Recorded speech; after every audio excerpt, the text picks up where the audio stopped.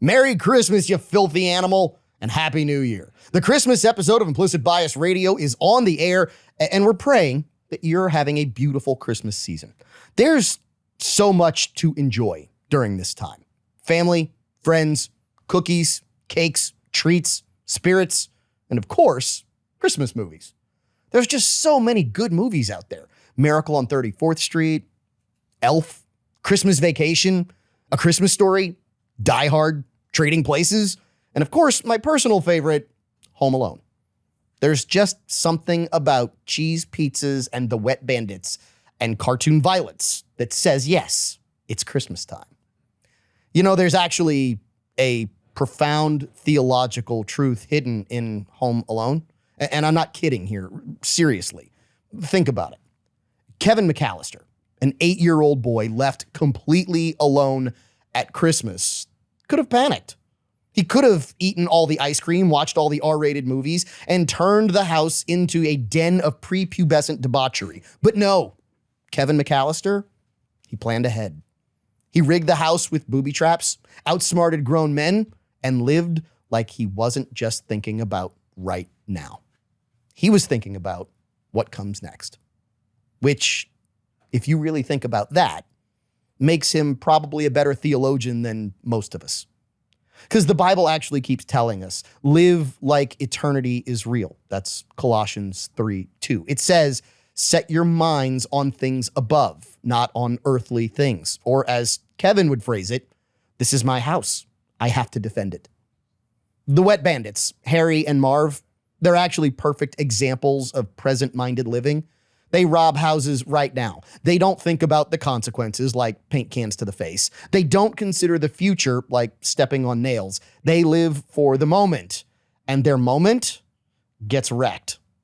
Probably sounds pretty familiar, doesn't it? We do the same thing. We chase money right now. We binge Netflix right now. We eat that third slice of cake right now. We have that 12th weekly whiskey right now. And then, paint can to the face, we realize that we've built nothing that lasts. Jesus says in Matthew 6:19-20, do not store up for yourselves treasures on earth, but store up for yourselves treasures in heaven. Or as Kevin would say, I'm not afraid anymore. Well, maybe just a little. Remember Buzz's pet tarantula? That thing terrified Kevin. But by the end, the tarantula didn't create the fear the great deceiver really intended. Kevin used the tarantula strategically. He faced his fear not because he suddenly loved spiders, but because he knew it served a higher purpose. Living with eternity in mind, that means seeing everything, even the scary stuff, through the lens of what lasts. Paul writes in 2 Corinthians 4:18, so if we fix our eyes not on what is seen, but on what is unseen, since what we see is temporary, but what is unseen is eternal. Or again, to paraphrase Kevin, I made my family disappear. Quick disclaimer, by the way, we don't recommend going all Menendez brothers on your parents this Christmas season. The reality is, though, Kevin kind of understood it. The last thing we got to kind of consider, you know, the old man Marley, the one who Kevin thinks is a serial killer at first. Turns out the guy's just a lonely grandpa who wants reconciliation with his family.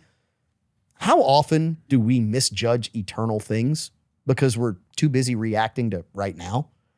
Jesus tells the parable about a rich man builds a bigger barn for his stuff, then dies that night. His last thought? You know, maybe I should have packed less, prayed more. Kevin's last thought, maybe before bed? I think I'll let my heart grow 3 sizes today. Okay, that's actually from The Grinch That Stole Christmas, but the point still stands. So the question we have to ask ourselves is this. What's our booby trap?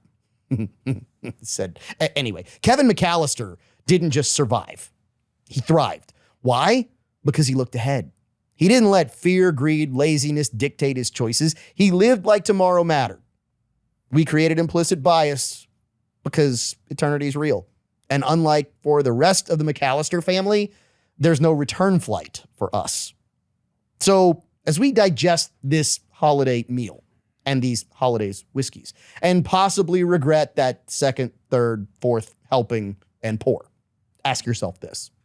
Am I living like Harry and Marv, grabbing all I can right now, or am I living like Kevin, building something that lasts? Psalm 90:12 says, teach us to number our days that we may gain a heart of wisdom. So grab a glass, pretend it's not 85 degrees outside, enjoy the discussion, sample your own weekly whiskey, laugh with us, laugh at us, as long as you're laughing, at Implicit Bias Radio. Or as Kevin shouts at the Wet Bandits, Merry Christmas, you filthy animals. Weekly whiskey time on the Christmas episode of Implicit Bias Radio. I'm your host, Kevon Bordelon. Welcome into the Mr. Lester's top secret podcast lair, where we are about to introduce you to yet another fantastic weekly whiskey from the Implicit Bias Liquor Collective right here in Lafayette, Louisiana. You know all those locations. They start up in Opelousas, Louisiana at Benny's Grocery. Come down to Carencro, where it's Champagne's in Carencro. You can go west and go to Champagne's Abbeville. You can hang out in Lafayette at Ambassador Wine and Spirits. You can go to Youngsville and Maurice, go to Nunu's. This one comes from Ambassador Wine and Spirits. But before we get you into that, let's go ahead and introduce you to the crew who's here in the Mr. Lester's TSPL. We're going to start at the bar. G, it is a pleasure to have you here. The man who is the official mixer of Implicit Bias Radio, Ciro de Saison. It's great to have you back. Happy to be here, guys. Always a pleasure. Secret is we don't like you. We just like that you always bring cocktails. I'm kidding. I think that's how everybody is on the show. Hey, right? look, you know what? Again, if we're not messing with you, that's when you know we don't like you. Sitting next to him is Chris Castro. We don't mess with him. Castro, how are you? Doing great. Good to be back. Nice to have the consigliere back in the TSPL. Always fun when you're here. And it's always fun when the co-host, the rustic renegade himself, Caleb Morse, is here. And I can't believe that you are not the first to refill your glass. Look, I'm trying to behave. The good news is we're almost neighbors, right? So if he's in front of me, it's safe. He's actually trying to pass the bottle back to you right now. There you go. I'm good with that. So I'll be on my third glass first. Yeah, that's what I figured. And let's go ahead and dive right into this. So people might remember, if you've been listening to the show for a while, and when I say a while, I mean like all the way back to the beginning, like forever ago, 5 years ago. Oh. One of the first bottles that we did, do you remember what it was? It was a Maker's Mark private selection. Was that the one where we? No, we had one where it was a 3-bottle set where we got to try them. No, that was not the 3-bottle set. This was a bottle that would look very similar to this. It was not this one. All Maker's Mark bottles look very similar. They have the No, beautiful, they have the no, they beautiful- don't. No, well, They don't all. It's not the same bottle shape. Seal. It's not the You're same right. bottle shape. Okay. There's differences. But my point is, this one was another private selection. And what I love about their private selections is they're all different. If you remember, because I do remember this like it was yesterday, that's when we officially branded a whiskey that it was the Selma Hayek of bourbon. Oh. It was luscious, soft in all the right places, Mm-hmm. right? It was voluptuous as well in all the right places. And man, just made it special for those guys that enjoyed From Dusk Till Dawn. That was a great movie. That was a great movie, wasn't it? Yeah, yeah. Not a Christmas movie, but a great movie. No. So we're back at a Maker's Mark private selection here on Implicit Bias Radio. This one comes from Ambassador Wine and Spirits. In other words, the only place you can get it is Ambassador Wine and Spirits. And I'm curious to hear what the crew thinks of this here in the TSPL, because I've already had the opportunity to sip on this just a sec. And let's go with Castro, because Castro's kind of the non-proof hound here in the TSPL on this week's episode. He's the one who drinks some of the lower proof stuff, doesn't always go for some of the cask strength, but I think we're converting him. I think he's getting there, and I'm curious to know what you think of this. Well, I have to say, I know we're good friends, but the bourbon has come to me newly, and I really like to shoot for the higher strengths. You're going there now? I love it. I try to be 100% or more. So 100% or 100 proof? 100 proof. Oh, I'm about to say, man, if you're going 200 proof and 100% alcohol by volume, that's obviously not. That's a little bit of a different drink there. And see, that's you can tell my rookiness about bourbons and things such as that. But I really enjoy this 110 proof. Yeah, right. 110 proof. And G here was just giving me some insight on the stave, what's going on with the manufacturing of it, and I'm learning about that, and I really like it. It's got great flavor. The initial, taste of it was a little harsh, gotta say, a little bite on the back of the throat, but by sip number 3, got a lot more smooth, and I just took a little pipette. What do you call it? A piper? That is a pipette. A pipette. Yep. With 2 drops in there. Water and whiskey. And has Opened it totally up. made it very nice on sips number 6 and 7. Okay, so here I think is the real interesting thing, and not a lot of people think this about whiskey. There is actually a method to the madness when you drink whiskey, especially stuff that's higher proofed. So you start getting up over really 107. When you start getting over that proof point, you really kind of need to know what you're doing to get the flavors. And people are like, well, how do you do that? The big thing on anything over 110 is that when you sip, swallow, do not inhale afterwards. Because what'll happen is all the vapors out of that whiskey, they go to the back of the throat when you inhale as you bring air into your lungs. So basically, it's like you're trying to smoke those vapors and pull them into your lungs, which is what burns the throat. If you sip, hold it for just a second, swallow, and then exhale, and exhale through the nose. What'll happen is it takes those vapors, it pulls them up through the nose, and you get the volatile organic compounds, the VOCs. That's when you really start getting all those different notes. You get all those different flavors. And now, like wine, you can also open your mouth just a bit as you exhale and let it go through both. So start through the nose, let it finish through the mouth, and man, you will get all those different flavors. And when you've got a really good blend, you will get that big caramel. You will get that vanilla. You will get, and I'm going to give away one of the things that I get off of this. You will get that hint of citrus of mandarin orange that I got on the first sip of this that's almost old-fashioned-esque, but not.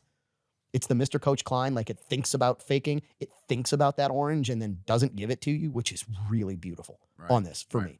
So that method will keep you from getting what they call a Kentucky hug in bourbon country, where it burns the throat, burns the chest, and you're like, it's gasoline. Right. It's not. It's just that we inhaled all those vapors. Well, I have to say I'm learning still more.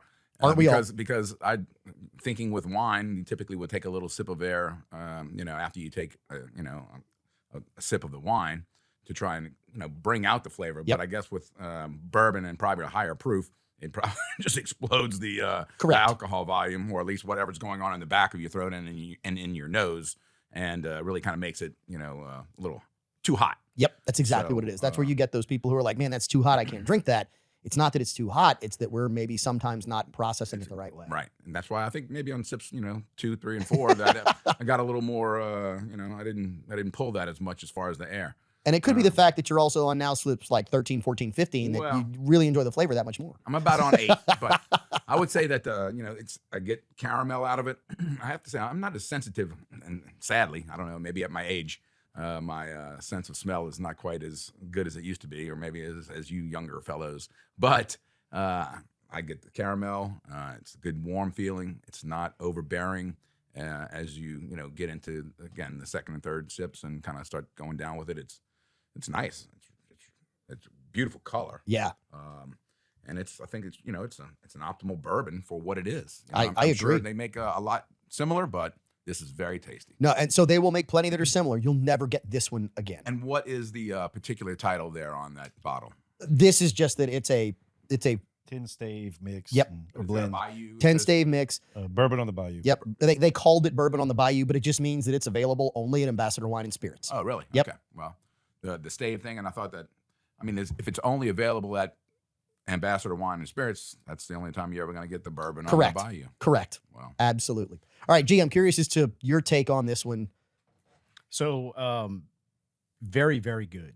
But I do get the Mandarin on the front. You get it? Well, so it reminded me almost of an Irish whiskey, where you get that citrus note on the front end, but it doesn't finish that way. No, not And even then- close. But then I got some chocolate on Okay. there on the back end, especially on the second and third sips. Okay. Which I thought was really cool. But to me, a lot of the maker stuff that I've been tasting recently Mhm. has all had this 80% cacao kind of chocolate Like note dark on the chocolate back note, end. yeah. Absolutely. Yeah. And it's not like milk chocolate. It's dark chocolate, right? So not a bitterness, No. but like a cocoa. Yes. Like a true cocoa, pure chocolate kind of flavor on the back end. I Which is absolutely really nice. agree with you. To me, this is like winter in a glass.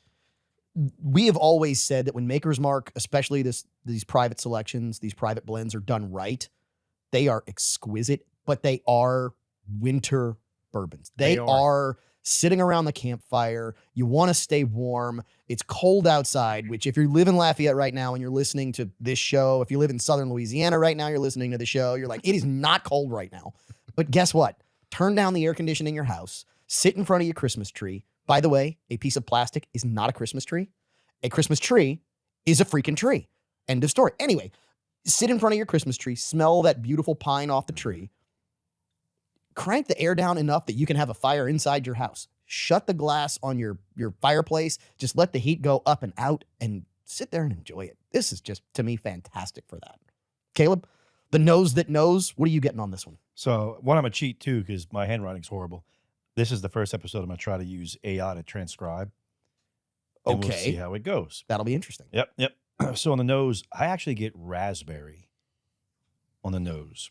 Then I get vanilla and pipe tobacco. And then on the palate, I used AI. Uh-oh. I put in the flavors I was getting, and I got a word for a baking spice that I've never heard of before, and it made me giggle. It's called star anise. Star anise. Yeah. Yeah. So according to it, it's pronounced anus. And I was like, ha, ha, ha. So, but you get like, I'm not going to argue with ChatGPT. Yeah. It's fine. So you get a little bit of cinnamon, you get licorice, you get a few other flavors. And I was like, wow, that's exactly the profile that I get on the initial taste. Followed by, and I was trying to figure out exactly what this was. It was real big in the late 90s. I think everyone. It's not Zima. It does not taste like Zima. No, it wasn't that big. Like everyone's grandmother or mother was making this crazy, stupid bread. And it was like a spice bread, not a pumpkin spice bread or anything. It was a spice bread. And they were sharing their, whatever you want to call it, their everlasting, the yeast and the base. People were like sharing it and adding to it and this other. And it was this big thing. And it was a spiced, like almost like pumpkin bread, but it wasn't. I can't remember so what they it's were all called. sharing their starter, like women are all the sharing their starter, sourdough starter today. Yeah, they were sharing their starters, but it was a dark, spicy bread. In the 90s, I remember. I was in college, so I wasn't going to be in tune much of that. You were still at home. Yeah, I was still at home, much younger than you. And it was a big deal for my grandmother. And I remember that. And I remember the smell, and that when I looked at the flavor profile of that star anise or whatever, I'm like, man, that's it. Like that was that bread that I remember her baking and spending all this time. And for like 6 months of her life, we had a loaf of that every stupid day.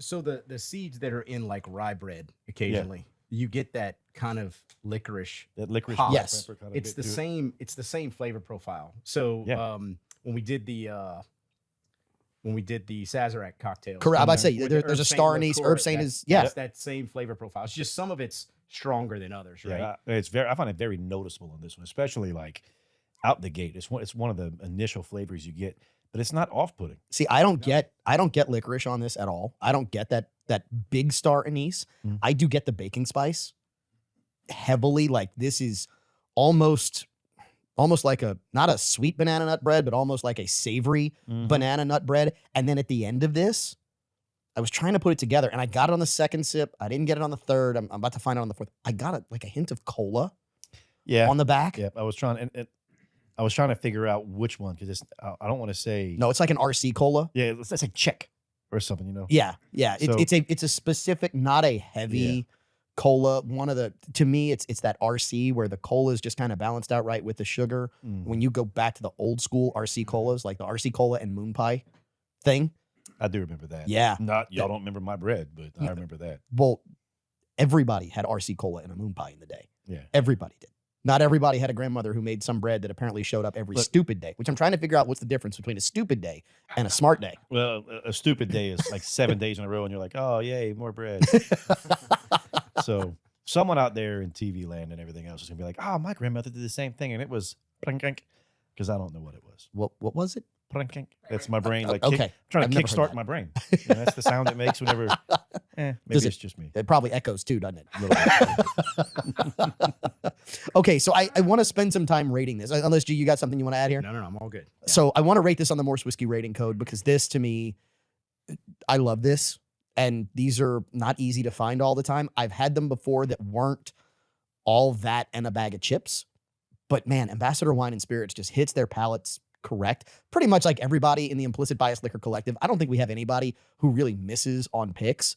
We are so lucky to have people who know in Southern Louisiana good food and good drink. Maybe we know it a little too well, if you know what I mean, in a lot of instances. But this one really hits the mark for me. So the Morse Whiskey rating code is this. A red, I wouldn't drink it even if it was free. A yellow, I would only drink it if it was free. A green is I would buy this, which is a really good rating because let's face it, if you look at the bar, that is roughly a tenth of what we have stashed in the TSPL somewhere. A blue is, I have to seek this out. I need this on the bar. The liquid inside of the bottle is special, and the liquid is comparable to what people would normally say is their unobtainium bottles. So at 110 proof, what I will tell you is this, and this is how it gets really fun.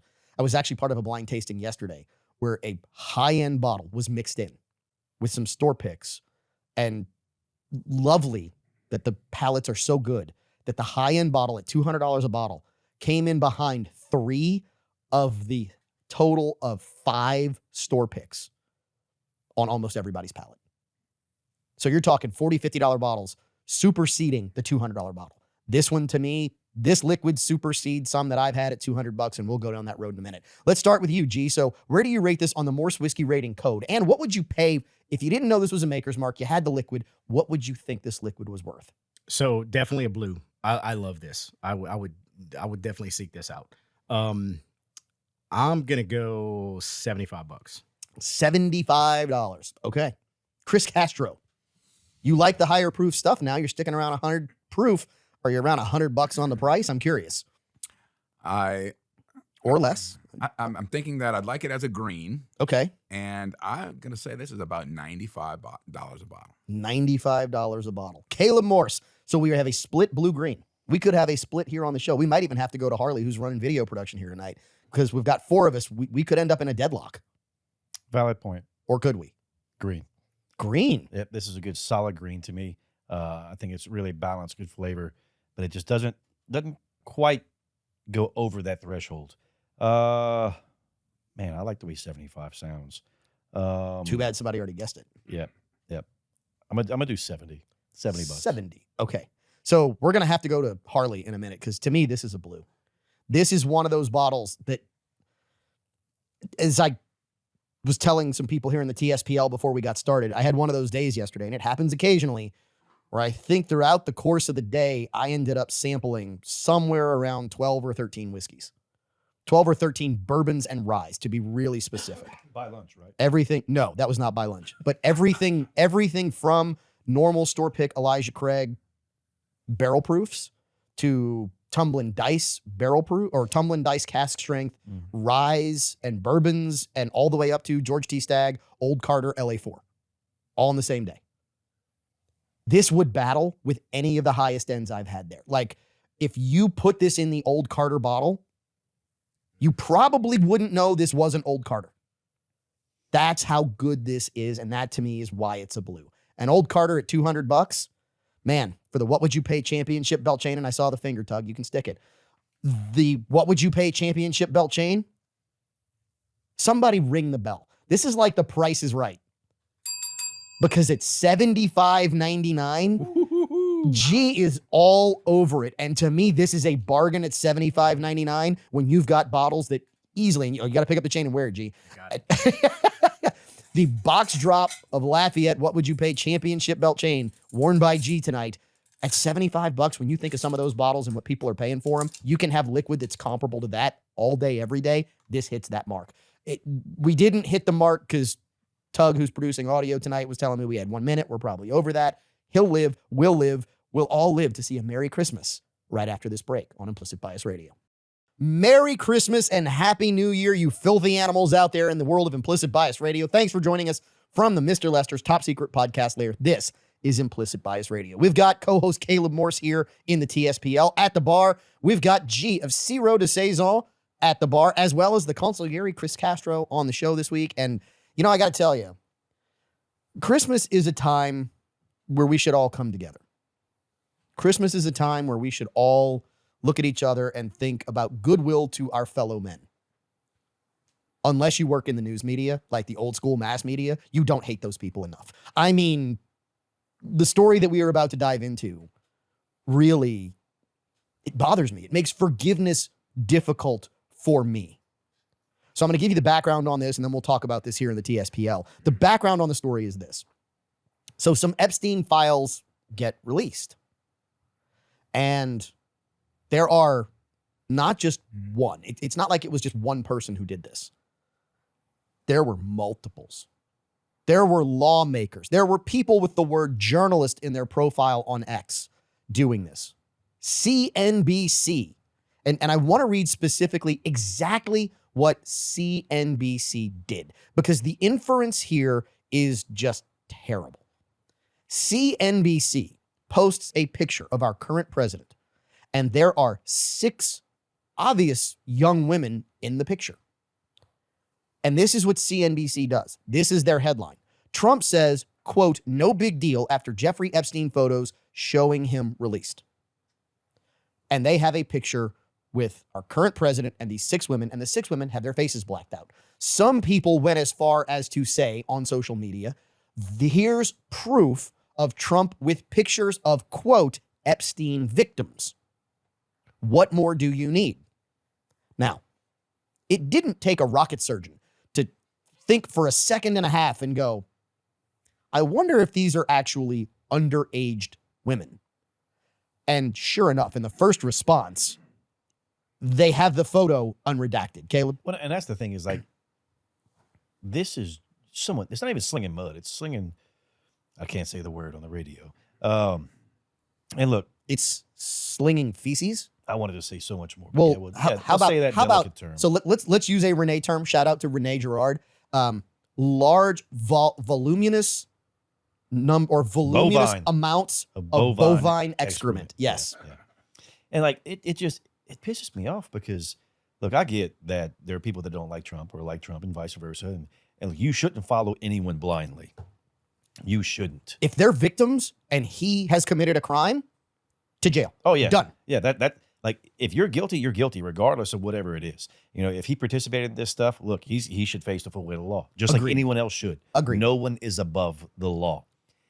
But what gets me going with this is they took a picture of Hawaiian Tropic models of grown-ass women and said that they were minors, sex trafficked women, and thought, Young women, Yeah. minors. Yeah. So not even women, sex Yeah. trafficked young girls. and they said, we'll put this out there, we'll redact their faces.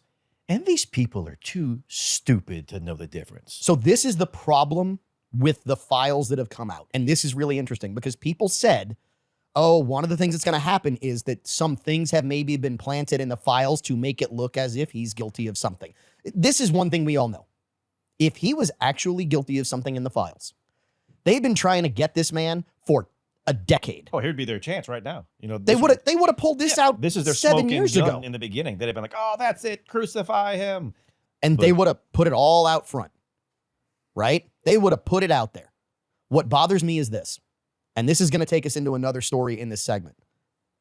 This is evil because this is the manufacturing of false evidence. This is the equivalent. This is the equivalent of what happened at Duke University with their lacrosse team several years ago. This is someone accusing another human being of a crime that they have no proof of and did not happen. It solidifies when he was talking about fake news. I mean, these people, they're making up stuff. And if they'll do it about a sitting president, what makes you think they won't do it about us? You're exactly right. And I think that what's disturbing for all of us is the fact that you can just continue to float these things. Like, let's just float it. Let's just put it out there. There's no repercussions. There's no change. There's no redaction on the back end saying, hey, we made a mistake. Like, at what point? So a couple of things. Yeah. Number one, there usually is a redaction. Here's the problem. The original story comes out and they set the volume to 10. The redaction comes out and the volume's at 1. It'll be page, well, it would be digital, so no one reads print anymore. It's be like, scroll down to paragraph 17, line number 2, and we say, oops. Correct. And then we get on. Or they bury the redaction in the comments that nobody's going to see. So that's number one. Number two, and this is maybe the worst part of this. I love that you say they throw the smear out there. Please, for the sake of all that is holy and good, please don't believe me on this. Please go look this up on your own. There is video of Nancy Pelosi explaining what they call the smear tactic. It is a tactic that is used, and she outlines how they use it, where they float the lie to a reporter and then have a friend support the lie so that the reporter goes and reports it. But they have to report it as an anonymous source. They report it as this. They report it as that. They float the lie to get it out there. The float then gets amplified because they contact their other friends in the meeting and go, hey, did you see this story? Y'all need to amplify this. And they support the lie that they started. And then at the end, they come back with the retraction. But the damage is already done. I thought for her, the smear tactic was how she put on her makeup. Ring the bell. That was good. So Yeah. But my point here, and this is what really bothers me about this, is you have so many people who are so disingenuous. They genuinely have to know they're lying. I refuse to believe that someone who can work a phone, create a post that tens of thousands of people will see, are genuinely this dumb, which if they're not that dumb, it means that they are that devoid of intellectual integrity. And that's a bigger problem. Personally, I think that floats on. This has been going on forever, sadly, and Agreed. it's misinformation. It's what it is. It's strictly misinformation, and it is, something that what's the word I'm looking for? Not to say conspiracy type thing, but when It proves it's not a theory. not a conspiracy side, but It what is. is it when a government Collusion? a government puts out a message? Propaganda. Yes, Yeah. propaganda, exactly, and so that happens on both sides, sadly, in our world today, and it's getting worse. It does. And worse. It does. And the idea of utilization of social media, because people just look at it, they see the blurb, and they bite it. And here we go. I think back to an episode, I think when I was on this show, when we talked about, the biting into just taking the hook. Yeah. And just going with it. And Yeah, let's face it. nobody looks into the background of what could be the real critical analysis of what's going on in this photograph. Too many of us will swallow whole whatever the media puts in our mouth. And that's a problem. And you want proof that a lot of this is intentional? Let's start here. Trump has already sued CBS and won a significant amount of money. He's already sued ABC, and ABC has settled as well. And now he's suing the BBC. Please ring the conspiracy bell, because we were right again. Because the conspiracy theorists said Trump didn't say what's in this video. And if you remember, if you listen to the show, if you didn't find this on the show, or if you didn't hear it, go back in our previous episodes. You can download us everywhere you get podcasts, social media as well. YouTube's a big place to see all the video. But in the video, the BBC edited out 45 minutes to make it sound as if the then sitting president said, we're going to march down to the Capitol and we're going to fight, when he said all these things in between it. And now he's suing the British Broadcasting Corporation for $10 billion. And people are trying to defend this. They're like, oh, a sitting president. Somebody says they made a mistake. They didn't make, that's not a mistake. To understand what has to happen in an edit booth, to take out 45 minutes of what someone said, that is not a mistake. That is intentionally evil. look at the timing of it too. When did that come out? 2 weeks ago? No, the original. Whenever they put out their Oh, the well, this is the big development. That story came out, and this week we found out, guess what? The video that the BBC edited was used in a criminal trial. And it was a criminal trial against who? Caleb, do you know? Do you remember? Now you're not going to come up with the name. No, I had it, but I forgot it. Enrique Tarrio. Enrique Tarrio was associated with the Proud Boys organization. Yep. He wasn't in D.C. the day that everything went down, January 6th of 2021. He wasn't there. They prosecuted him and used the BBC video in the prosecution. Now, he's been pardoned. Which is sad that he had to be pardoned because we had evidence that was known to be false and used during a legal prequel. Correct. Which is, at worst, prosecutorial misconduct. To me, at best, it's prosecutorial negligence that they didn't even look at it. We're going to go second long here, Tug. It's prosecutorial negligence First time he's done that. that they didn't even say, okay, this video is not real. Or this video is deceiving at best. And that's a problem. We'll close out with you, G. Yeah. So to your point, I think that what we're all talking about here is the fact that the propagandists are using the medium that they've been given in the sense that this is law. Well, anything that's on the news has two sources backing it. It's supposed to, right? So all of this is law. And so you're really playing down to the people on what you can try to get over on them. That's why I said floating the idea. That's what they're doing. They're just floating propaganda. This is how the Nazis took over. This is exactly what happened. I actually think it's even worse. This proves who the propagandists are. And it's people like CNBC. It's people who are getting sued. It's people who need to be sued because, well, they're not telling you the truth. And that's what we try to give you on this Christmas episode of Implicit Bias Radio. We'll be back more Christmas content right after this. We got all the ho-ho-hos you could ever want here on Implicit Bias Radio. I'm your host, Kevon Bordelon. We're in the Mr. Lester's top secret podcast lair located somewhere in downtown Lafayette, Louisiana. Wishing you a very Merry Christmas from the crew, and that's crew with a K. Caleb Morse is here, our co-host. How many glasses in are you, Caleb? 4. Okay, so what I'm going to tell you is Sir. pump the brakes, because at the end of I hour don't pump 2, brakes. I just pop it a neutral in the curves. at the end of hour 2, we've got a surprise. It's just what I'm going to tell you. Okay. All right. All right. Welcome at the bar. G of Zero to Saison, the official mixer of Implicit Bias Radio, which in hour 2, we're going to have cocktails and have an absolutely fantastic time here in the bar, because you brought bacon fat washed old fashions, which I just saw something about fat washing bourbon in butter, which just looks too good. And you did it with bacon fat? What? I did. What did he say? Did he say one of the best things I've heard in days? You have to explain that. Bacon, fat, washed, Old fashions. 118 proof, high rye bourbon. Chug, do you have your? Castro's all Do in. you have the mute button nearby? Yep. All right. 3, 2, mother. Yeah, that's going to be fun. That's going to be an hour 2. And of course, there is the consigliere who's here on the show. Ho, ho, ho. And he's all in at 110 proof, especially on this. So we're going to have to get a verdict from Harley, who is doing video production here this evening as we record this episode.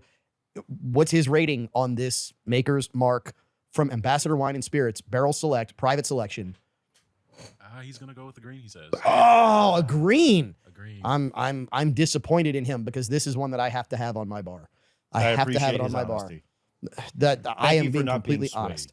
Anyway, so we got it. What, G? No. I was just going to say, I'm buying this bottle from Ambassador Wine and Spirits so that I can have this for Christmas. There you Like, go. this is a Christmas Eve Yeah. bottle. For And that's the definition of a blue right there. I'm getting in my car. I'm going to get it. I've got to buy it. I got to have it. Okay. It is Christmas time. And one of my favorite things to do during Christmas is to just binge out on Christmas movies, right? Well, my first favorite thing to do on Christmas is to tell everyone out there listening, whether you think this way or not, Merry Christmas, because I genuinely care about you. And it's Christmas time. So Merry Christmas. My second favorite thing to do is just binge Christmas movies. Did I ever tell you about my favorite Christmas book? Uh-oh. I think we're derailing the topic here, but I'm interested. Yeah, I'm derailing it. a That's little okay. I'm interested. bit. It's called A Soldier's Night Before Christmas. That sounds awesome. So instead of Santa Claus, it's Sergeant McClaus. Instead of Rudolph, it's a private with a busted headlight on his Humvee. Okay. So Yeah. that's one of my, I like that. Yeah. I like that. What about movies? What's your favorite Christmas movie, Caleb? probably Die Hard. Okay. People argue, is Die Hard a Christmas movie or There's not? a tree in the background.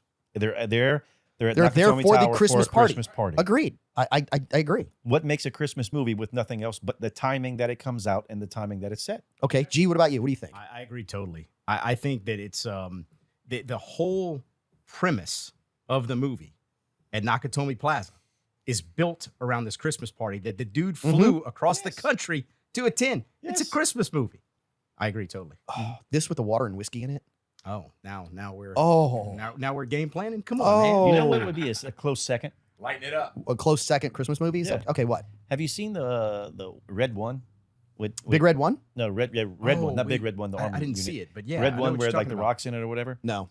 I actually like that because in that you have Krampus, Okay. and I like the idea of an elf playing slap with Krampus.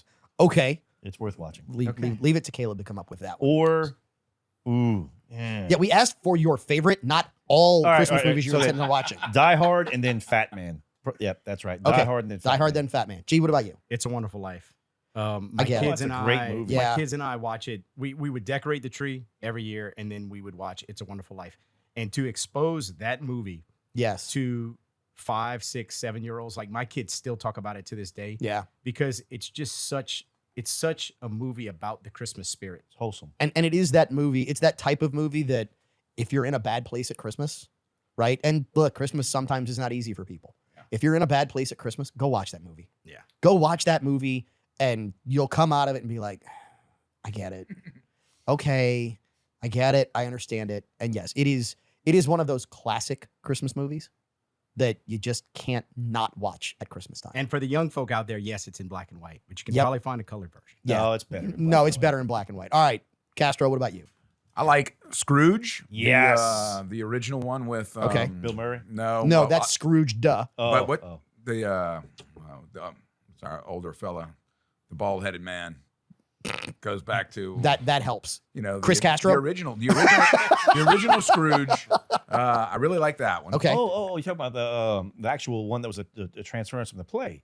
God, I know what you're talking about. Yeah, look that up on Caleb Yeah, I on got Google, it. Caleb, because Yeah, you're I not got going to it. think And about then I do like Scrooged. 'cause Okay, I with think Bill that- Murray. that's really that's a Okay. funny movie. it. Okay. And Elf, I really So Elf is one of those ones. Look, Will Ferrell has been in some funny things. His best work, by far, what he will be remembered for in perpetuity is Elf. You think? Oh my goodness. It's the one thing where you're like, he's big, he's goofy, he doesn't seem overly intelligent, he's well read, and he's creative. Right. Where does that fit? And look, Anchorman was good. Yeah. It was funny, but not for everybody, right? Shy of that, I'm like, what other movies did he really make that really took off? And I'm trying to think.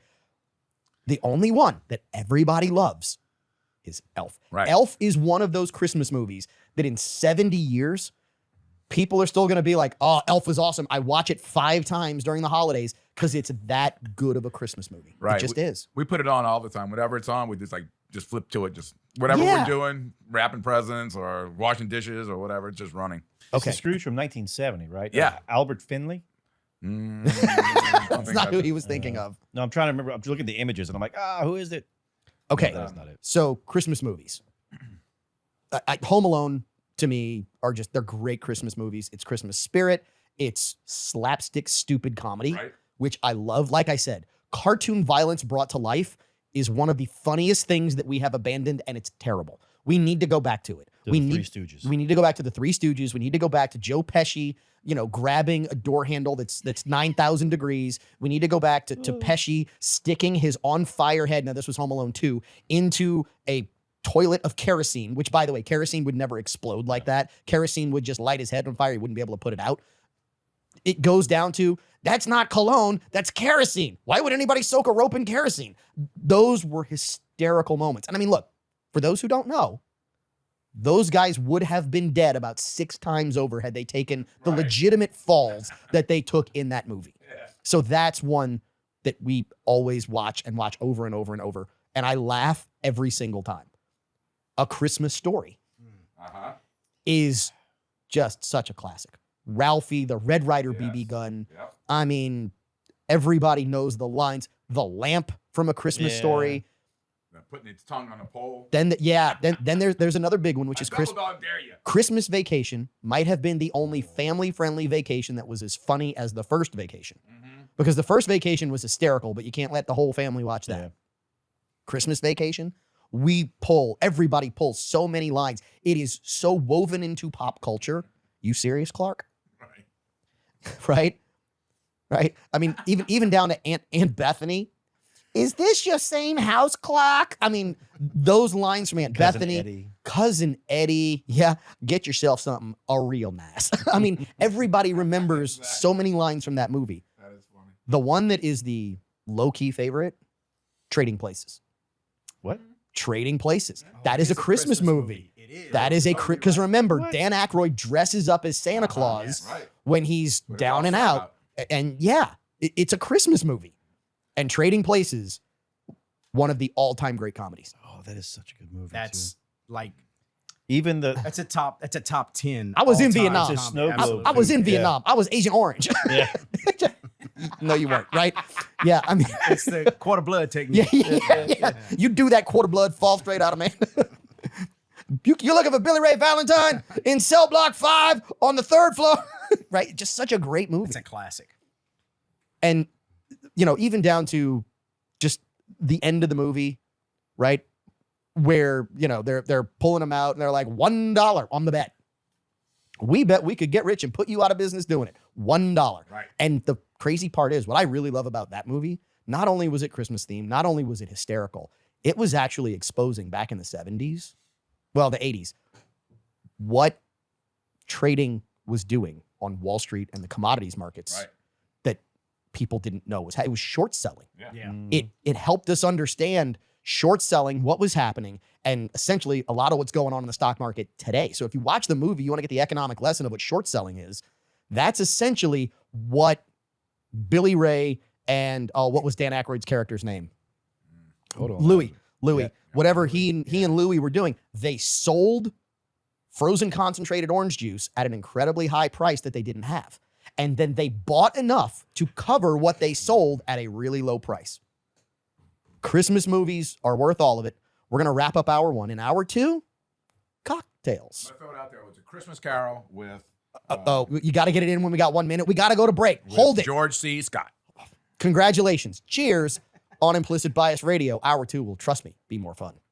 Merry Christmas, you filthy animals. It is Christmas cocktails on Implicit Bias Radio. I'm your host, Kevon Bordelon. We are in the Mr. Lester's top secret podcast layer. And by the way, we're going to talk about what Mr. Lester's has during the month of December and probably maybe into the new year, depending upon how much they have left.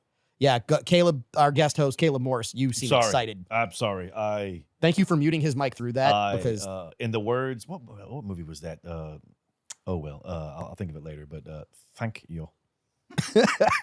that was Dirty Rotten Scoundrels. Yes, it was. Thank you. Yes, yeah. We are movie buffs here on Implicit Bias Radio, and I knew that when the second you said it. That was Steve Martin. Steve Martin. Yes. Ruprecht the Monkey Boy. Yes, yes. This is what we do on Implicit Bias Radio. We drink cocktails. We talk about movies. We solve the problems of the world, and we do it in the Mr. Lester's top secret podcast. There to the bar. We have. Let me introduce Castro first because G's got a lot to talk about. The consigliere, Chris Castro, I see that smile on your face. You're not even sitting at the bar. You're standing at the bar now. You enjoying yourself? I am having a nice time tonight. Outstanding. It's a Christmas time feel, you know? It is. Well, that's what this episode was. I mean, for those who have figured out why I'm wearing a hockey jersey from the Chicago Blackhawks. And I was wondering about what's going on with this. Really, with all the hints. Come on, Ah.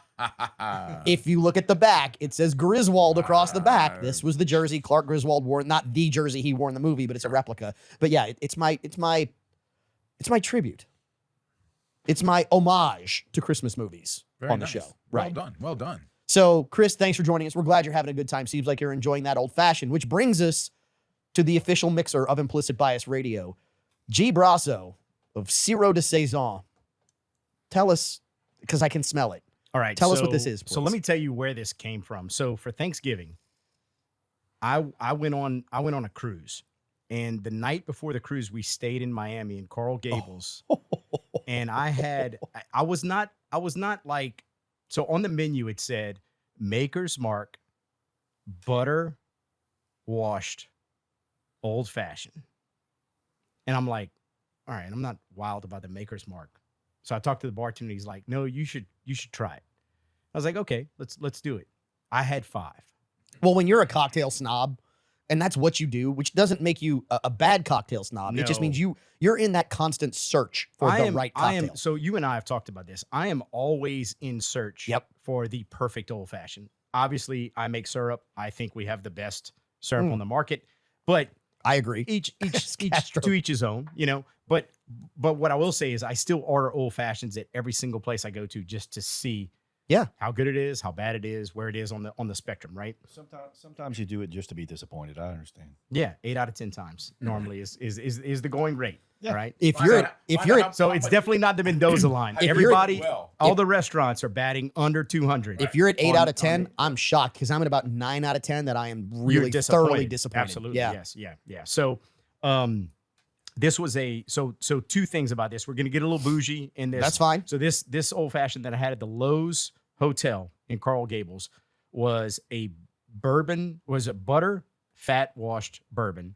And then it was made with what's called oleo sacrum, okay, which is a Latin term. Okay. And I mean, we got an attorney right here, probably has, studied Latin at some point. So oleo meaning oil. Okay. Sacrum meaning sugar. And so the oleo sacrum, they actually take orange peels and they dust them in sugar and they vacuum seal them and let them sit for a week. And then they take those ingredients and they make a simple syrup with that oil from the oranges and the sugar. Okay. And they make that. And that was in the old fashioned. So that's just the simple syrup side of it. Correct. Then there's for those who don't know what a fat wash is.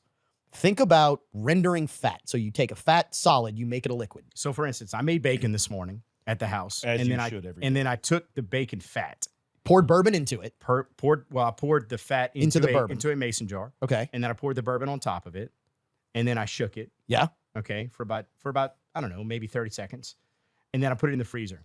The And then fat separates from the alcohol, for those who Correct. don't know. But so you want to shake it multiple times as it's freezing. Okay. Okay, so I went in there like every 15, 20 minutes and shook it again just to get the fat particles to Leave some of the touch. oil. Leave some of the oil in the You want alcohol. it to touch as much of the bourbon as possible. And just because inquisitive minds want to know, do you have a walk-in freezer, or were you walking up to the freezer? I was walking up to the Okay, freezer. and time of day. This was at 9:30 this morning. On the west side of the building. So pants on or pants off? Oh, pants on because I was at work. Okay. So this all is the beauty of owning a hardware store that sells liquor is I can do this stuff at work. right. Okay. So I did this all like in the kitchen like a chemist. So, but for Um, everyone else that really wants to know, pants on really means pants off. Maybe. Yeah. All right. Let's talk about what fat washing does.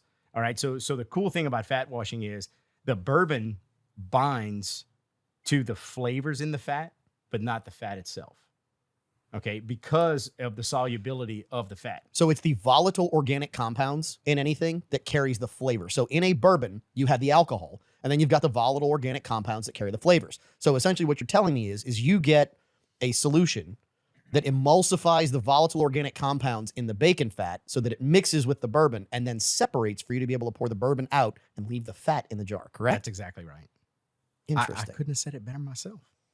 I mean, it's Every almost now like and then you I get fat lucky. wash something. I have not, but I have looked into it. And is that what you did with this that we're drinking right now? Yes, that's exactly what I did. So yeah, you do have to filter it. So I did filter it through a coffee filter, ice cold. So it was basically all the fat was frozen in the freezer. It was sitting on top, and so I just slowly poured the whiskey through a coffee filter and filtered it out.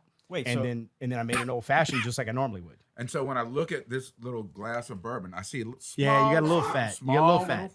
portions of fat. But That's So- called what no, that but is. that's not normal. Like That's fine, but- that's that's That's somebody real. rushed it. that's a tidbit. That's right. there for your pleasure. That's a free song. That's Yeah. right. Yeah. So I think what you're telling me is next time that I'm making tallow, be it beef, pork, or whatever, I should just add one extra step. You should. You should. So the whole.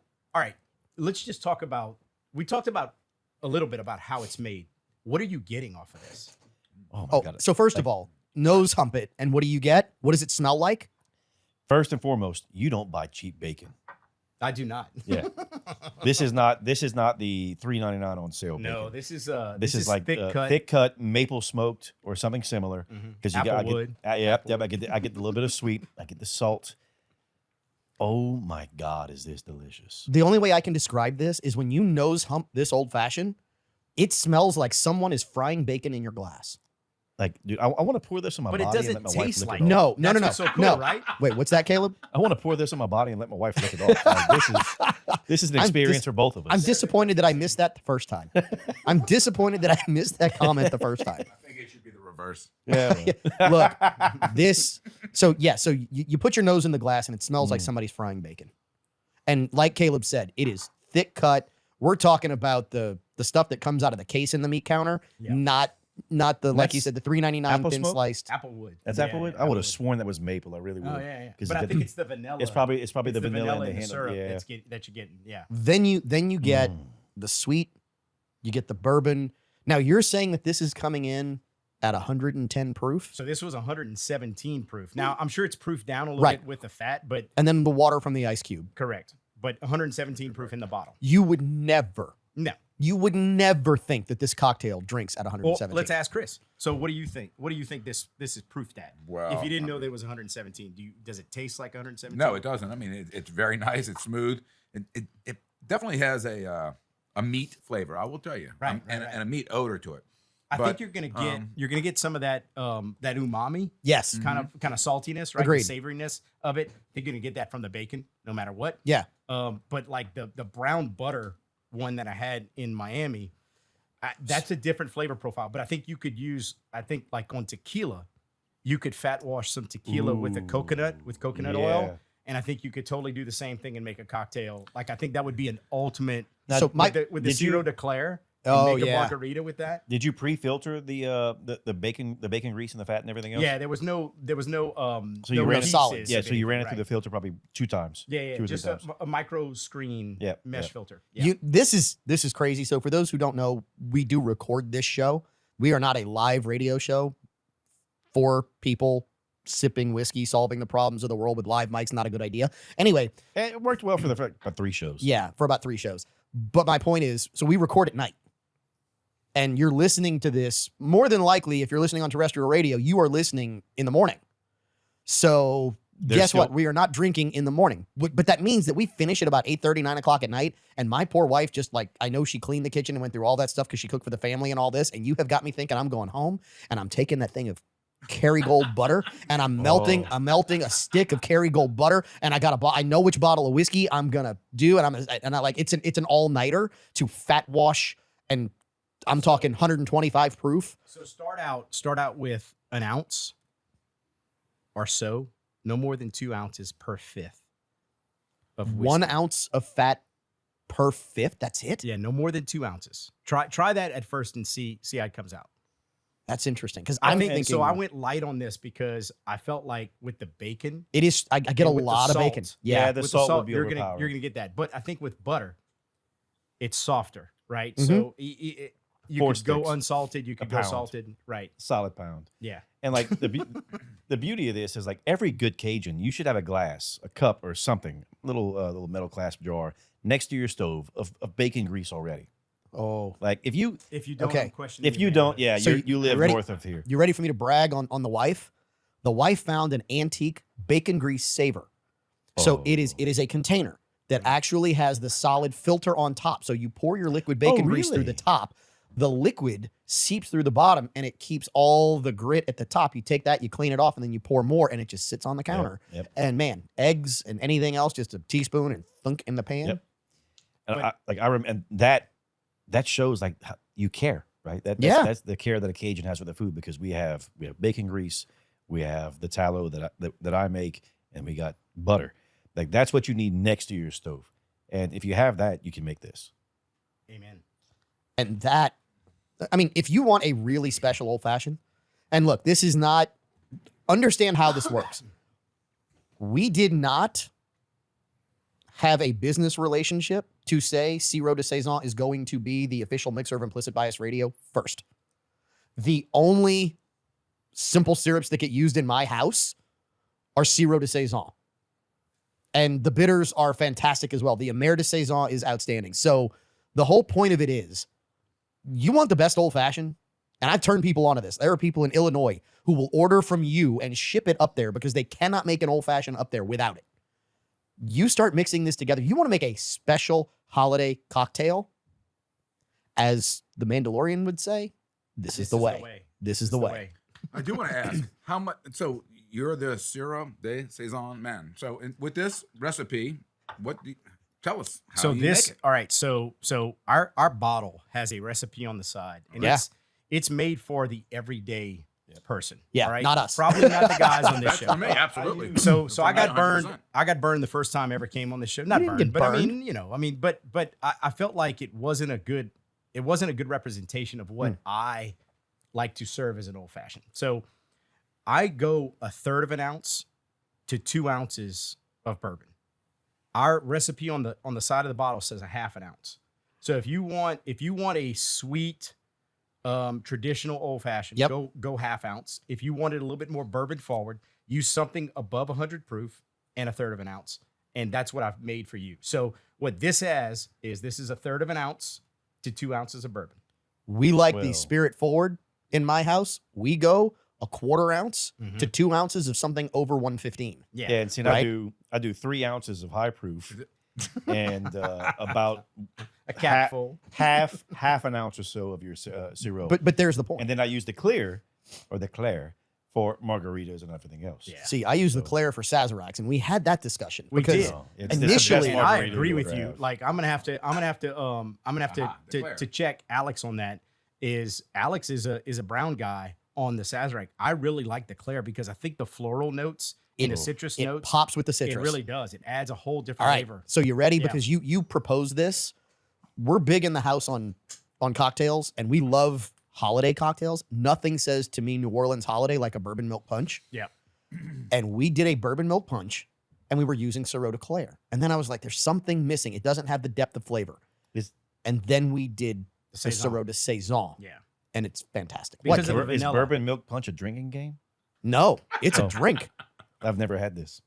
That's a you problem. It sounds. I mean, like They're fantastic. it sounds like a drinking game. They are So- fantastic. So Caleb, literally, like these are the ingredients: milk, bourbon. Whole milk or no? Well, No, definitely whole milk. Oh Yeah, no, it's I It's use not heavy okay. cream. I'm about to say I use heavy whipping cream. If you buy 10% milk, just delete this. 10%? Yeah, You mean yeah, 2%? 2%. Yeah, Yeah. If you the drink, whiskey's if you taking drink advantage blue of that. milk, Yeah. you're not on this It's podcast. red. You drink Yeah. red. You drink the That's red right. At milk. least You not drink on the this red milk. drink. Yeah, yeah. So go No, ahead with the I'm like recipe. you. Tell me, Yes. let the recipe. Yeah. I'm like you.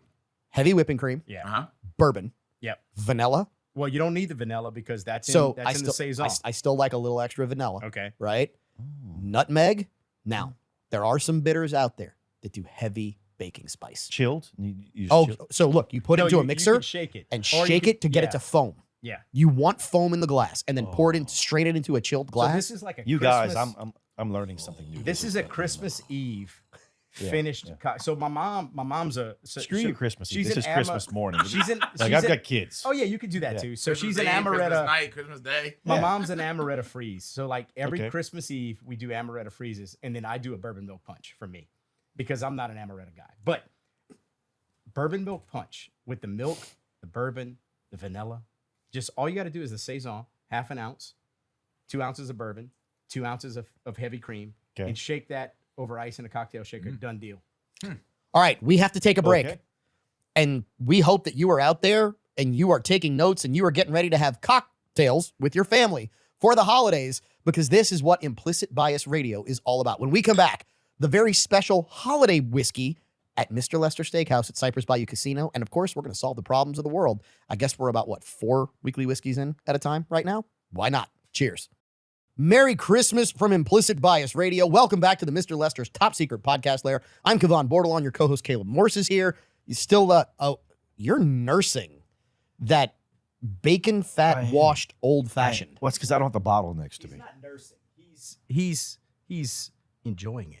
Well, He's Savoring? caressing it. He's savoring. He's savoring it. can you pass me the bottle? I can. Okay, then I I'll know- drink. I'll I drink know the a rest of guy. this. Yeah, you might know a guy. All right, that is Caleb Morris. That is Jared Brasso, who is Sirop de Saison, the official mixer of Implicit Bias Radio. And next to him is the consigliere Chris Castro, here for another episode of Implicit Bias Great Radio. to be here. Great to have you. Okay, so first of all, let's start here. If you haven't made your way down to Mr. Lester Steakhouse, now I know Caleb has partaken of this before. Chris, I'm not sure if you have had the opportunity. Jared, I'm not sure if you have. I'm thinking you might have. It is only fitting Oh, that during the Christmas holidays, Mr. Lester Steakhouse features whiskeys every month. I'm down to my last bottle of it too. So They are featuring during the month of December what only makes sense during Christmas. Very old Saint Nick. Saint Nick. Oh my Yeah. goodness. And it's all the cask strength offerings. The pours are only $20. which for a very old Saint Nick, $20 a pour is ridiculous. It's a That's $200 nothing. bottle. That's Right. correct. Yeah. It's a $200 bottle if you can find it on the shelf. First of all, you can't find it in it's just not available in Louisiana. Actually, what I will tell you is, for those who want a bottle, oh. should I give away the You info should- here? You should absolutely. do Well, that. Champagne's Abbeville. Oh. mhm. Champagne's Abbeville has a few on the shelf and they're all cask strength. I'll be Better honest hustle. with you. That's where I got my last bottle. They are So mine fantastic. mine came from Redemption, actually in Kentucky. Correct. From that. Yeah, that's I the only visited the place that distillery I've just found. like you Right. did, Yep. and it's Preservation, not Redemption. Oh, that's Yep, it. Preservation Yes, Distillery. yes, yes. They have Rare Perfection, Yes. right? And we love Redemption. Kenny Michael is a good friend of ours who Yep. reps Redemption here in the state of Louisiana. But Preservation, a little different. But yes, the cask strength offerings. Oh, we got an Immaculata. We had a Oh, Summer the- Rye. The summer rye was stupid. We got a harvest. We had a of, Harvest The Rye. Harvest Yep. Rye. Yes. Oh man, it's so good. $20 a pour at Mr. Lester Steakhouse. Trust me. Go down there. You will never think about rye the same way again. So are they open right now? Can we leave right now? Actually, it is a Thursday that we're recording. They are open right now. You might not make it there in time from here in Lafayette. but you need to make your reservations. And trust me, you don't want to miss that pour. You do not want to miss that. It's one of those that It's an unobtainium. it is. And look, the sad part about it is if you think for more than 3 seconds, you're going to miss it. Yeah, they'll be out. Because go. The only thing you'll ever regret in your life is not moving, not having momentum. So if you want to go Right. try it, go. And seriously, like Caleb's point, if we aren't taking advantage, we talked about a couple of restaurants earlier tonight, off air, but if you aren't taking advantage of a place that does things really, really well, exceptional service, exceptional food, great people that will come out of the kitchen and talk to you Yeah. and hang out with you. Like if you're not taking advantage of those things, then that's on you. You're Like, missing life. That's right. You are That's right. straight up missing life. Speaking of that, it's a really sad story that has come out in the last week. And we have never on this show, and I'm proud to say this because we have our views, but we stick to our values. And our values are whether you're a dumbass or not, or whether we think you're a dumbass or not, life is sacred. And life taken is not the way life is supposed to end, regardless of who you are. This week, Rob Reiner and his wife were found murdered in their home. And it's interesting to see the responses. So first of all, let's start here, which is allegedly they were murdered by their own son. And I kind of made the joke, we don't urge that you go Menendez brothers on your parents during the holidays. And that's unfortunately what happened. Allegedly. But when you back up and you stop and think about this, you sit back and wonder, what does it take for a child to want to end the life of both of his parents with a knife? A knife is personal. Well, I don't know if I can say certain things on the radio, but Tug, just have your little button ready, okay?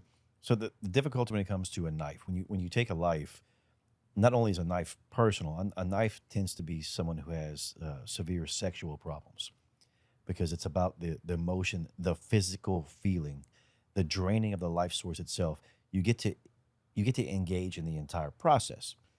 I think I know where you're going here, which means that the process has to come to a climax at some point. Yes. Yeah. So, and look, it's very different if you've ever hunted a pig or anything else and used a knife to take his life.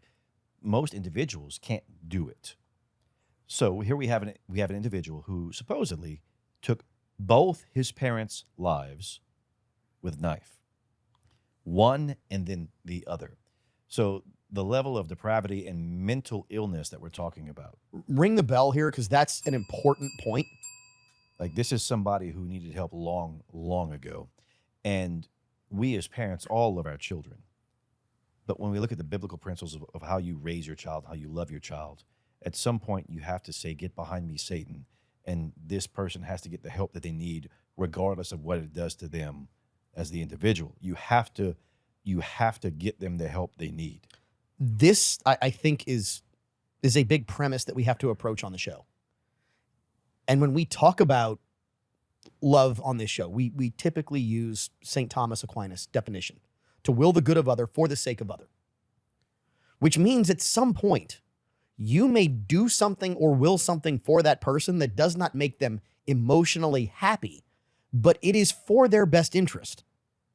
Now, that's a slippery slope because to say, well, I'm doing something that you're not happy about, but it's in your best interest means that, do we know better?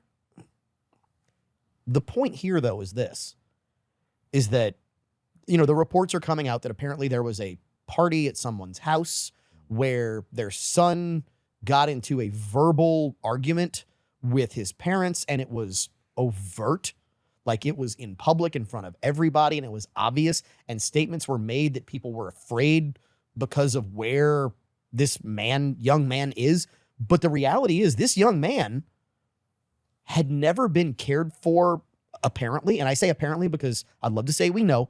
I'm not behind those walls. I'm not in those shoes. But from where we are, it appears that young man was fostered and not loved.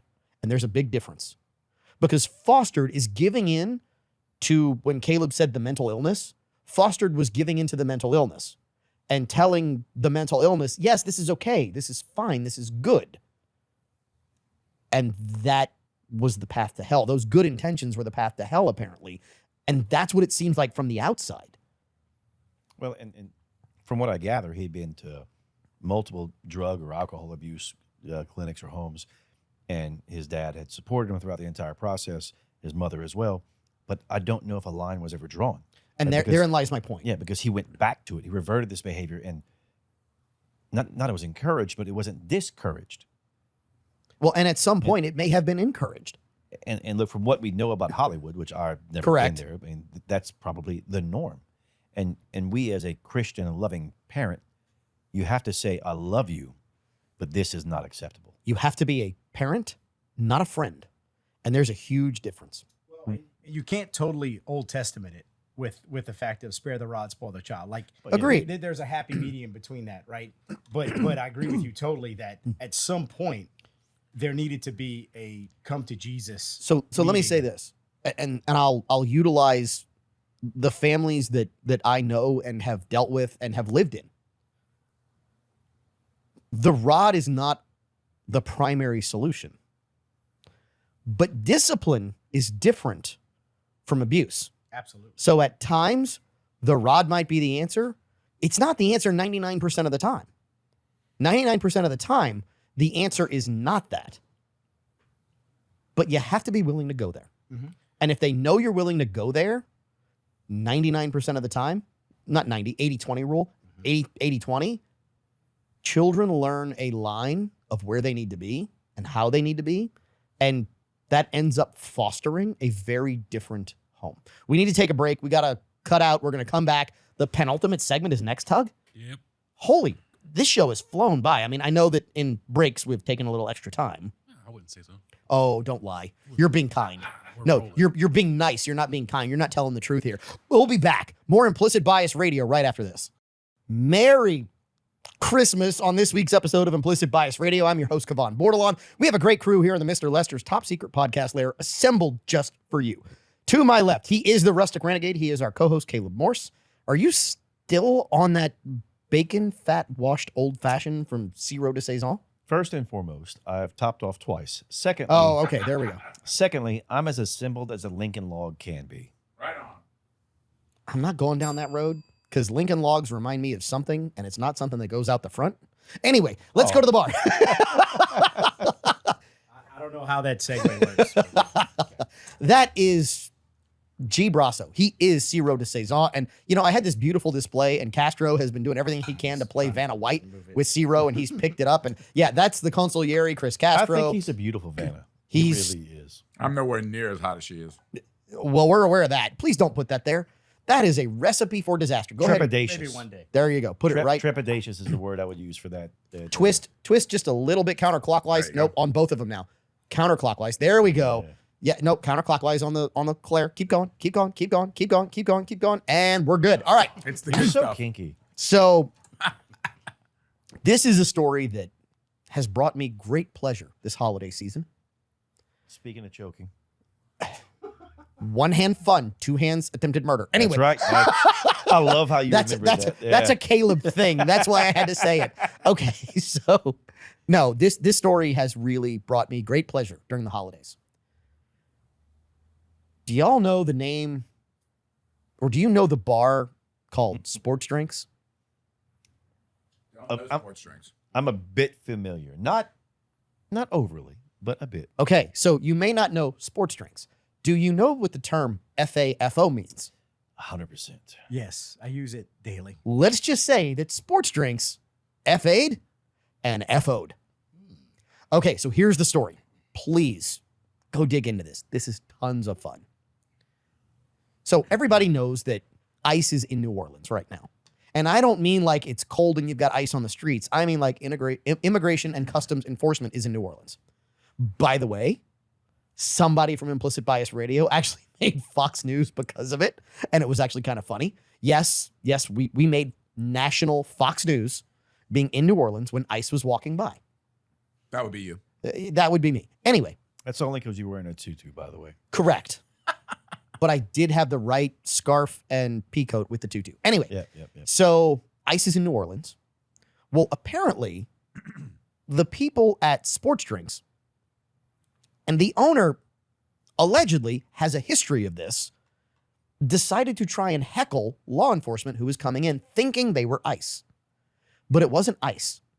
It was the CPAC version of law enforcement, the Child Crimes Protection or Children's Protection Against Crime. Crimes against Yes. child and minors, yeah. Yes. It was that division of the Federal Bureau of Investigation. Was it federal or the state? No, it was federal. It was Okay, federal. just And they were attempting to go into Sports Drinks, allegedly. And this is where I don't think anybody really knows, to be quite honest. But this is where it gets a little fuzzy, because allegedly they were going to pick someone up. So if the Child Crimes Protection Unit is heading into your location to pick someone up, more than likely, what has that person been accused of? And we're not going to say they've done it because they haven't been convicted, but what's the crime they're being picked up for and charged with? Something horrible with a minor. Absolutely egregious activity. Correct. And they got a warrant. They got a Correct. reason to be there. So the employees of Sports Drinks decided to lock the door, allegedly, as well as the owner decided to lock the doors and mock this law enforcement unit, You can't get Steve. and then put it on social media. So take a guess what happened. They Double down. FA'd, and they've FO'd. So they put this on social media thinking, hey, look how great we are. We're special. We're doing something good here. And you know what they found out? They found out you're not the majority. You're the minority. And you might be, I say might be because it hasn't been proven in a court of law, you might be committing a crime by obstructing justice and protecting someone who is about to be picked up for a crime against a child. And look, I'm all for not making law enforcement's job easy. And look, I forgive me, those of y'all that are my friends that are LE and all that out there, but I'm not giving up anything fast and quick in a hurry. But whenever someone shows up with a warrant and they have the proper legal paperwork, at that point in time, the best thing for you to do is say, Get out of the way. yeah, we'll figure this out in court where I can speak my voice and do it in a legal manner and not get in trouble. We're a country of due process. Right. Right, counselor? Consigliere? Presumably. Although I will tell you, due process is something of a question lately. But anyway, in this regard, Yeah. absolutely. Guy shows up with a warrant and they're looking. And I think the confusion here was. I don't think there was confusion. There's not confusion. Whether it was confusion or not, and I'm not taking a side one way or the other. Agreed. But, I don't know what these people were wearing. I don't know what kind of badges they were Oh, presenting. no. They are full decked out in tack gear coming in with Sure, badges they're and all that. tack gear and Yeah, everything else. they weren't trying to pull the badges. We don't need no stinking badges. I mean, they literally came in with everything and we're saying we're coming in. Right. And it's not necessarily they're coming in with everything, because if they're coming in full tack gear and all that's different, right? So Thank you. Fair. Yeah. because if they're coming in to serve a warrant and it's a knock warrant, you're not showing up lights out doing a no knock Right. with full SWAT. Right. This is, hey, we're here. They may have some overt gear on, but Sure. it's like, hey, here's our documentation. Read it. We have a purpose. And that's my Exactly. point. They came in, they've got bulletproof vests, they're wearing sidearms, they've got badges that Police are visible, officers. right? It is, Yeah. there should be little question as to Why they're whether here. they are law enforcement, legally justified law enforcement or not. And look, you as a business owner, homeowner, private citizen, whatever, can say, hey, show me the warrant, show me the paperwork. Look at it objectively, and then concede if you have to concede. If the Right. paperwork's wrong, if you live at 123 Easy Street, the paperwork says 124, hey, pound sand. Yes. But if you were there, the right address, write this, write that, and it all works, it all checks out. Okay. Now, here's the fun Right. part. Here's the really fun part. So they post this on social media thinking they're going to be heroes. And within hours, they delete their TikTok. Their X goes private where no one can see their posts. And now, remember when we said FAFO? Is Sports Drinks open No. as of this recording? No. That would be a no. And on top of that, now the top attorney in the state of Louisiana, Liz Morrell, has said, if you are obstructing justice and impeding law enforcement, we will come after any and all who do. And here's the really fun part. Apparently the guy who owns this business, and I don't care enough about who this person is to know his name. This isn't the first time that this guy has done something like this. What amazes me here is that someone who is this devoid of gray matter between his ears can somehow figure out how to open multiple businesses and be this intellectually void. Well, I don't think it's intellectual voidancy. I think it's probably just his cunning. I hate to say, sadly. Oh, No, it's okay. It's a valid It's point. like, how many different holes can I, put my little businesses in and Look. hide them and, to stash them? But Look, that's a great call out, because a lot of times we think, and look, if you've ever been around people who own businesses, sometimes particularly bar business you'll sit with people and you're like, in New Orleans. how does this person own a business that does X amount of money? Because this person is a clinical moron. Cash. Yeah. But when you start realizing that it's not intelligence that's gotten them there, it is Cunning. cunning's a great word, because I'm going to use deceptiveness, right? But it's Deceit, that's the word. That might be what it is. So I'm curious to see what happens to sports drinks, because guess what? You won't be serving high-end whiskey. You won't be drinking weekly whiskey with us. And we'll see where you end up in the new year after Implicit Bias Radio. Final segment coming up. Big surprises, big stuff, big stuff. Don't miss it after this. Cheers. Christmas presents abound on this very special episode of Implicit Bias Radio. I'm your host, Kevon Bordelon. And yes, we have a Christmas present for someone here in the Mr. Lester's TSPL. Let me introduce you to the crew real quick. At the bar, we have Jared Brasso. We call him G. He is Zero de Saison. It's a pleasure to have you, G. Thanks for being here. Thank you, sir. We have Chris Castro, the consigliere. He's been a member of the crew for a while now, right at a year, maybe a little more. About a year. Yeah, Right. but fantastic having you, and love that you have now embraced bourbon, whiskey, all the other stuff, and we're going to ask you to maybe embrace something else tonight. All right. And that's not what she said. Okay. So here's where we're going to go, because why has your entire tone changed? this is fun for me. This is special for me, because Caleb Morris, our co-host, he's been here since the beginning. We've got the OG crew. Caleb's kind of the original OG. And something that we do on this show is we try to do things that are special for individuals, because look, Is this something Sherry finished? no. Oh, Thank God. dear God, no. I was so scared. No, this is something that a member of our Implicit Bias Liquor Collective wanted to do, because they heard that you had an affinity for something. So what we have here is a Reserva de la Familia Añejo Private Cask Collection Son tequila. of a gun. Uh-huh. Yes. Oh So my God. there were 10 cases of this in the entire state of Louisiana. If you want this, you can get this at Ambassador Wine and Spirits. Oh my God. It's $112.99 a bottle. I'm not going to tell you it's cheap. But this I've heard about this. this was sent here for the Rustic Renegade Caleb Morris. And this is our Feliz Navidad to Caleb Morris, because this is a Christmas Oh, episode of fellas. Implicit Bias Radio. Yeah. So look, I'm going to take full credit for this, because Chris had no idea. Jared actually helped me, because he helped me hide this and helped me keep this behind the scenes. It's such a beautiful box. You get and to all, too. open this, and we are going to have this on this episode, because look, we typically do nothing but bourbon and whiskey on this show. We have at times ventured into, as a good friend of ours would say, Catilia. And you know who you are who says that. And you know who you are who've heard that. Because guess what? Sometimes tequila will make you say Catilia. That's where we are. And look, Whoever you are, thank you. I hope you didn't expect me to like not drink this. oh, That no, was no, no. Santa That's the Claus. whole point. The whole point was to Son drink of this a on air. gun.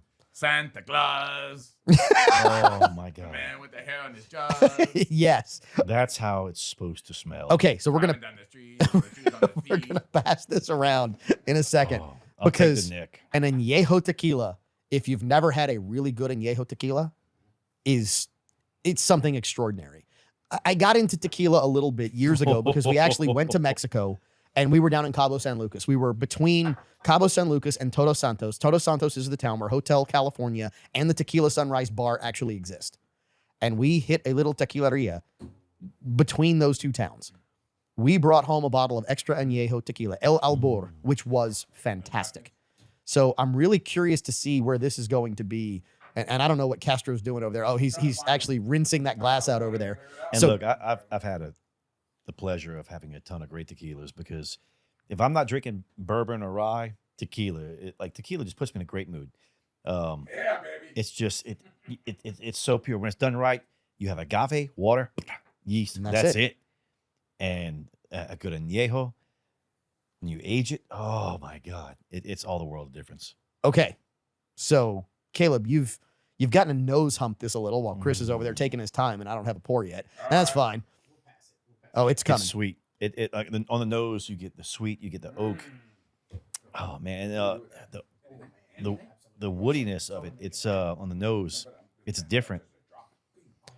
Okay, so It's like a young French oak on the nose. Okay, so not overly charred, white, like a white oak. We've had a few different white oak ryes. Yes, we and have. bourbons, and they have that kind of spice and that youth to them. They feel just joyful. That's what it smells like. On your nose. A lot okay. of joy. So there's one thing about tequila that I really love. An añejo, an extra añejo, tequila to me done well brings out a ton of butterscotch. Yes. I get like viscous. viscous butterscotch dissolved in alcohol with a little bit of tang, and that's the agave. Yeah. And this, I mean, on the nose, oh, okay. This is really. Do we know what this is finished in? Do we know what barrel? I don't know that it's Did they finished in age this? anything. No. But It's do we know Colombian what oak. they aged it in? Colombian oak. Well, you have to look at This it. is the private collection, and yes, it is. It's yeah. Colombian oak. That label. Okay. Yeah, he had it Oh, right. you It's on the saw it. label. Okay, all right. Yeah. All right. This, and we don't typically do tequila on the show, but hey, for those out there It's who brown. might enjoy, Feliz Navidad. We appreciate you too. This is that. Cheers. This that is special. Thick butter. This is special. Like this is that good butter you use when you make your jambalaya, you cook in your roux, you do everything else. Like, Oh, holy hell. this is what you want. This is homemade butter. This is thick. It's viscous. The flavor. Oh my God. Okay. What I will say is this. The bottle that we brought back was extra añejo tequila, which in the US would have run $400. We paid $150 for it 5 years ago in Mexico. This is añejo tequila. So it's not extra.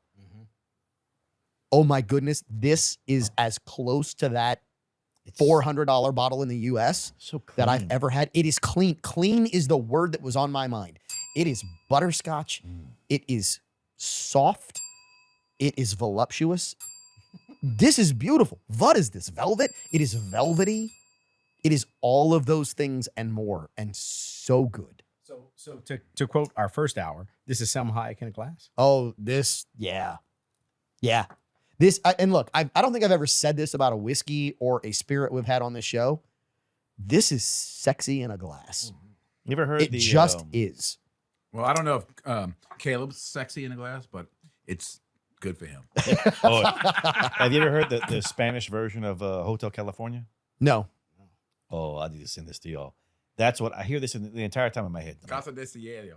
Yeah. Oh, Gallo de Cielo? Yeah. Probably. Like this is just it's perfect. Yeah. This is what tequila should be. Smooth. You know, when we think tequila, a lot of us think like Jose and everything else, and you think like the watered down and the cheap stuff that Mexico exports here because they're Americans. And to your point, for those who don't know, the qualifications for tequila in Mexico are much more strict my than the God. qualifications for tequila in the United States. So, oh yeah. So what we get here, where there are none really in the United States. That's Correct. how you end up with the Casamigos and all that kind of stuff. So, correct. So the whole thing is that the additives, getting away from that, like the 100% blue agave, like that's what you're looking for. Yeah. So when you were talking about like this is so floral in a glass. This Like, is artwork. It is. This It is really artwork in a Yeah. glass. It absolutely I is. mean, the color of it is it's like something It's I beautiful. don't think I've ever really seen in tequila. I mean, Caleb, you I are know- yeah, I had a Cuervo, kind of gold. Oh yeah, nowhere nope, near But, that. and Cuervo Gold is that's good tequila. I'm not gonna Tequila? but No. but I'm gonna No. tell you, this is like a bourbon. It's like a light. So bourbon. And That's- that's a good tequila. You'll get a lot of the bourbon flavors, but you have that little sweet to it. Like so, I love rye. I like the spice. I like the flavor. the There's no complexity. spice here. No, this is And- fruity. Yeah, It it is. is. And Very- a lot of guys who like their mild. bourbons, the bourbons, you tend to get a little more fruity, a little more floral. And I much prefer the right tequila to some of the bourbons that people drink because a tequila can be so complex, but so Yeah. crisp and clean and refreshing. Mm. Like a good tequila, just it wakes you up. This might be, and we have 1 minute left. Oh. This might be the best. Well, there's no doubt. This is the best non-bourbon whiskey we've had on this show. This is outstanding. Ambassador Wine and Spirits, they were the only place in Louisiana that got this. So let me close So it for we, you. look, we have to close this out. So G- this is the antithesis. This is the antithesis of what we had earlier.